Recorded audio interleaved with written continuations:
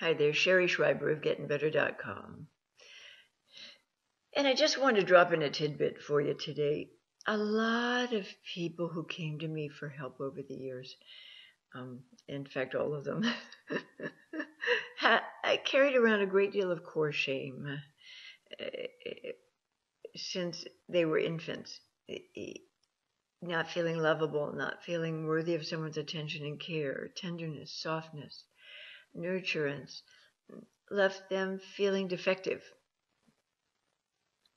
And of course, this causes us to build defenses and engage in compensatory behaviors. Because if we don't think we're good enough, if we don't really believe on an intrinsic level that we're lovable, well, we're going to start trying to figure out ways to survive in this lifetime that compensate for what we perceive are our deficits.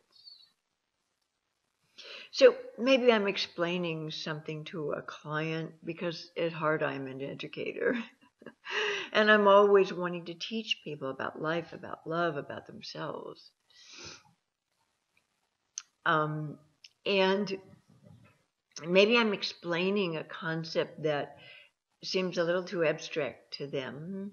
So rather than saying, you know what, Sherry, that didn't quite land with me. I think maybe I got distracted for a minute. My mind wandered, or I think maybe just I wasn't able to connect the dots on what you just said to me. They're embarrassed to do that because it bumps up against that shame zone inside of them where they never felt good enough. And they've been trying to fix, rescue, people please with everybody during the course of their entire life to try and make up for that feeling of embarrassment or shame that maybe they weren't smart enough, quick enough, bright enough, educated enough, whatever it is, athletic enough. Okay. So I see this quite a lot. And I've seen this quite a lot in my consulting business, where people will compensate for these deep, deep, deep seated insecurities, sense of inadequacy that they carry, and they'll rush to reply to something I say, and sometimes those replies they kind of take on a defensive characteristic. If I'm trying to impart generalized information about human nature, they'll immediately personalize it and go, inside, somewhere deep inside, is she talking about me? Is she trying to flip me information about me? Is she trying to indirectly teach me about me? Well, I'm never indirect. Anybody who's worked with me for any length of time will tell you I'm a lot of things, but I'm never indirect. I'm very direct. I'm very straightforward. If I need you to know something or understand something, I'm going to put it right out there. I'm going to smack you in the face with it. Hang on. Battery's running low again. We've been through this once before. I get carried away with these videos. I don't realize how low my battery is getting. And that I need to reconnect to my power source. Oh, damn! Okay, here we go. Hang on. Hang on. Here it comes. Help is on the way. My dog's in here with me because she's like my new shadow. I have a cat that says Shadow. It follows me everywhere I go and has his nose in everything I do. But now I've got two of these creatures living in my house. One's a feline and one's a canine. And she doesn't want to leave my side. It's unbelievable. Okay, so now it's like having two really needy children. I'm okay with it. I kind of like it. But you may hear some gnawing and licking and scratching in the background. So that's what that's about. All right. Back to my power source. Now, where the hell was I? Because I lost my train of thought. This is dangerous for an ADDer. Oh, yeah, core shame. I'm not good enough. I'm not smart enough. I'm not bright enough. If I don't understand something you're saying to me, pardon me, and I need you to maybe repeat it, or I need you to maybe explain it a slightly different way so that I can connect the dots and make sense of what you're saying, people with a lot of core shame won't ever do that. And I can always tell. They might say, uh-huh. When I say to them, does this make sense to you? Uh-huh. And I can feel in my body it doesn't. It doesn't make sense to them. They have not integrated it, not intellectually, not emotionally. So I've had to address this a couple times recently in my practice because I have a couple of clients I'm sort of completing work with, and as I'm moving into full retirement, I'm not going to just cut somebody off midstream that still needs assistance. But I've encountered this a few times recently, and I always want to understand the heart of a matter, what makes people tick, what makes them do this stuff, so that we can bring it to light and bring their understanding and awareness to it so they can be more cognizant of it and understand why they have that knee-jerk need to defend against feeling like they don't quite understand when they want to make you think they do understand. It's a shame. It's just shame. I should know it all. These are typically, by the way, codependent types, people pleaser types, fixers, rescuers, that type of personality who's grown up having to compensate for the deficits their parents had. And they've become very wise, very smart, very intellectually overdeveloped, very analytical. And it's a kind of a grandiose, narcissistic preoccupation with trying to compensate for what they don't want to feel is a deficit.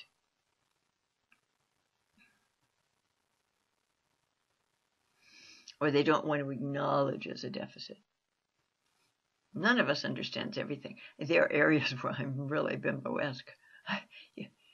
I'm reminded of a time when I was still at Antioch and doing my undergrad work. And they said, listen, for us to let you continue matriculating here, you have to take a remedial math tutorial class. And I thought, oh no. It's like I'd rather have bamboo shoved under my fingernails. I was terrible at math. I was terrible at history. I was good at a lot of other things, but I was terrible in those arenas. Gotta take this class. Okay, great. So pull us in on a Saturday, and they had 2 young male math tutors. And the first one was trying to work with me, and I just was lost. I was like a stranger in a strange land. It had probably been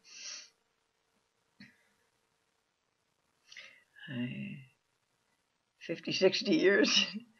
Maybe, no, at that point, I was in my 40s. It maybe been 30 years since I had to do fractions. And the way he was trying to help me refresh on doing fractions didn't land with me. I couldn't connect the dots. My brain couldn't remember how I had learned to do that before and give me facility with doing again. And I struggled with this math tutor, thinking, Oh God, I'm just such an idiot. I'm just so incapacitated here in this arena. And then I don't know what happened. I somehow thought maybe it would be good for me to try working with the other math tutor, this other young man that was there helping all of us sort of revive what we had once learned in like grammar school and get through this stupid process. The second guy I worked with, I don't know how it was he spoke to me differently or how it was he explained things to me differently. But with this guy, I could connect the dots. It made sense to me. My memory on how to do fractions, work with fractions mathematically, it all kind of came into play for me. I was able to accomplish this finally. So sometimes it's not just the student or the learner. Sometimes it's the teacher that either has to refine how they're putting information across, or maybe they're just not naturally wired to communicate in a way that works with every individual. I'm surely aware that I haven't been a solid fit for probably a good number of people I've worked with to help over the years. And other people, it's kind of an easy thing. It just kind of flows. And they get me and I get them. But if somebody doesn't ask you to repeat something, if you're one of those people who's afraid to say, wait, I have a question about that, or could you repeat that again and maybe say it slightly differently? I just don't think I'm able to grasp the meaning in what you just said. Well, then both of you are lost because you can't help them. And they cannot be helped by you. So I've never minded if somebody says to me, I don't think I quite got that. Maybe my mind wandered for a moment. And I got distracted. I didn't quite get that. It didn't quite make sense to me. But I can feel in my body when it lands within a person of a place of comprehension and when it does not. I just haven't had to hyper-focus on that until recently and work this out, this issue, and have this conversation with a couple of my people. It's shame. It's that core shame that keeps us from wanting somebody to see that we don't understand. We think we're supposed to understand,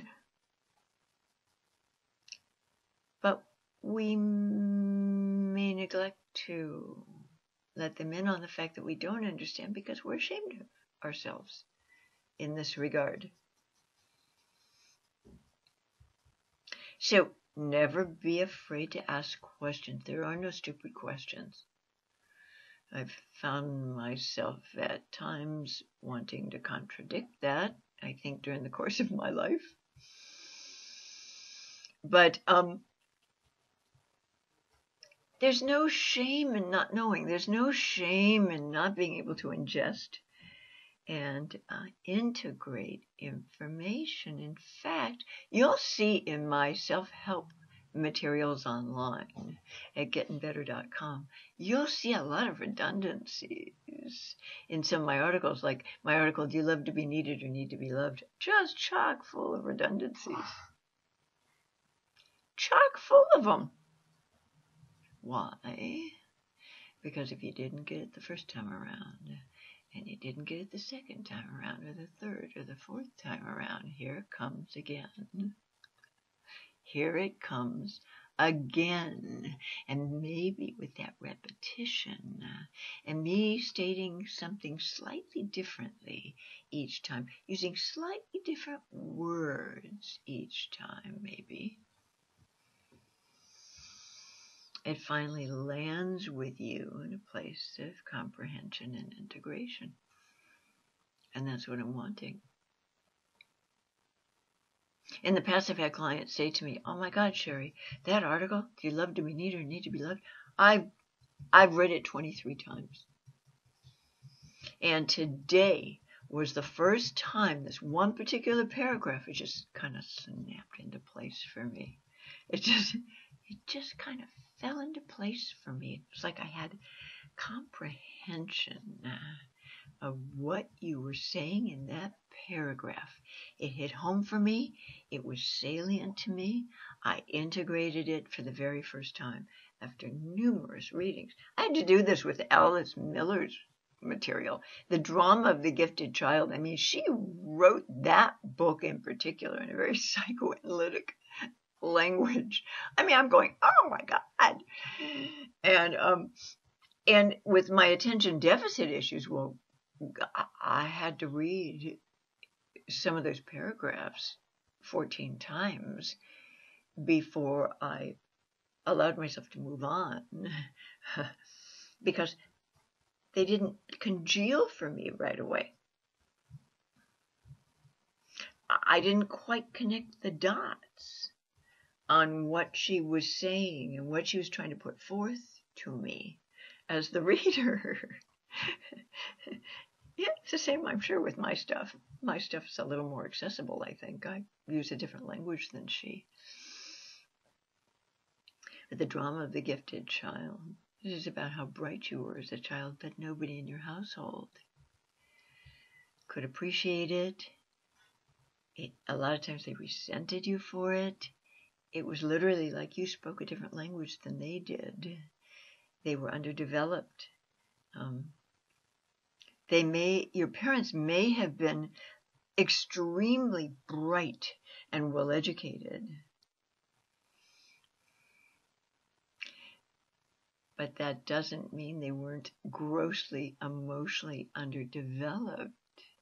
And emotional knowing is very different from intellectual knowing.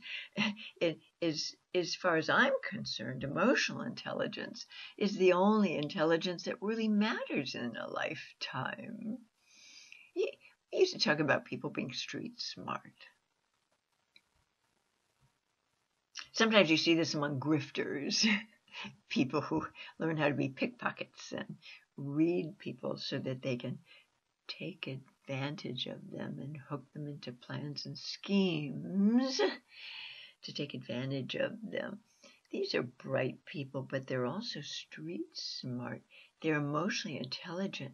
They're very dialed into their feelings and senses because that's what they need to develop in order to survive on the streets. They're street smart.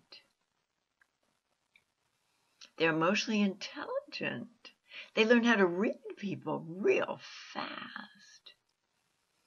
I did this too. I wasn't a grifter, but I learned to read people real fast and real easily within a few seconds of meeting them, whether it's face-to-face or by the phone. Emotional intelligence is really the most greatest kind of intelligence there is. Doesn't matter how many degrees you have after your name, how many letters, and how highly educated you are. If you aren't emotionally intelligent, oh God, you're dealing with huge deficits in this lifetime because you're not trusting your instincts and intuitions. So you're kind of shooting in the dark. Oh, you're brilliant, but you're still shooting in the dark out there. You're not being guided by your higher senses, your extrasensory perceptions.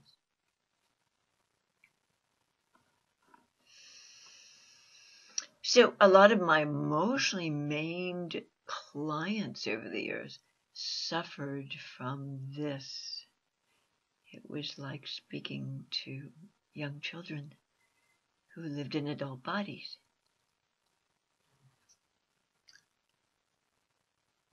If you're ever involved with a person like this, you have that feeling over and over. It's just like I'm speaking a different language. I mean, this person just doesn't get me. They don't understand me. Or I have a friend who I've got to explain things to, and over and over and over and over again, they just don't seem to retain it.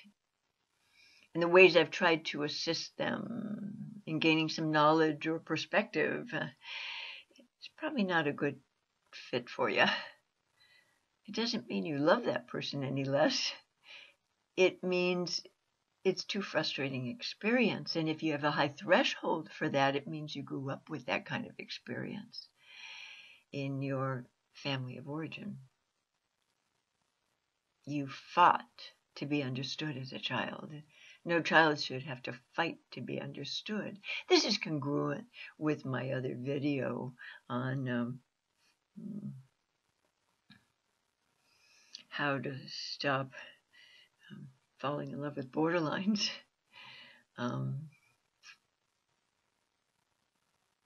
This is like a little addendum. If you have that experience with your friends, among your colleagues, among your romantic partners, this isn't normal. You grew up thinking it was normal because you had to struggle getting yourself understood by your parents, who were most likely very underdeveloped emotionally and couldn't speak your language.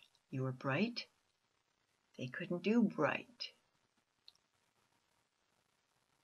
They had the understanding, emotional capacity, intellectual integration ability of maybe a very, very, very young child. And unfortunately, with repeated exposure to this kind of frustration, you made it your fault.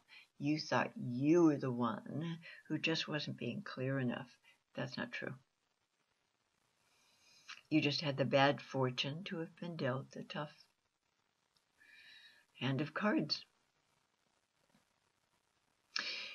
Some of those struggles, some of the ways that you tried desperately to make sense of your confusion under these circumstances forced you to grow.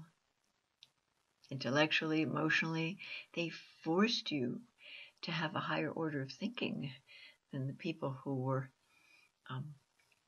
responsible for your care. And you've carried that into all your adult associations, presuming that people just didn't get you. So if you didn't repeat yourself several different times and say the same exact thing over and over and over again, and make sure that your I's were dotted and your T's were crossed, you were pretty sure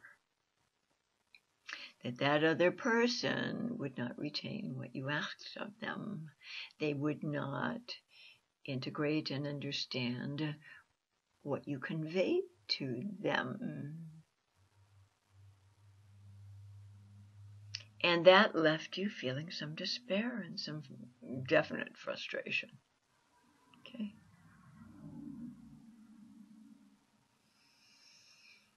So never be afraid to ask for clarity. This doesn't mean you're stupid. You'll be very, very, very bright. But in terms of learning the language of feelings and learning more about your own human nature, these are brand new concepts perhaps you're being exposed to in my self-help articles online, and perhaps also in these videos. Don't ever be afraid to ask. Could you give me a little more clarification on that? I don't think I quite got that. I'm not connecting the dots on that. There's no shame in that. None whatsoever. But if you pretend like you got it and you didn't get it, nobody benefits. Okay. Goodbye for now.